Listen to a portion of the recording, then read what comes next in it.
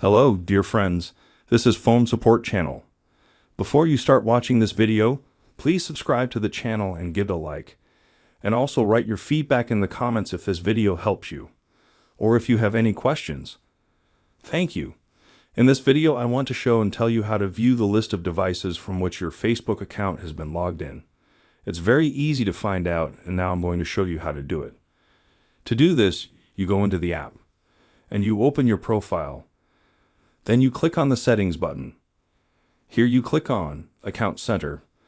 Then you click on Settings and Privacy. Here you click See More in Account Center. Then click on Password and Security.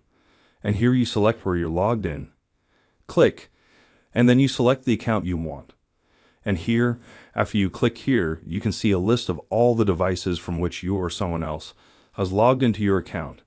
You can remove devices from this list so that those devices are logged out of your account. Or you can select all devices and delete them all so that all of them are logged out. As you can see, this is a very simple and quick way to do it. Done. There is nothing complicated at all.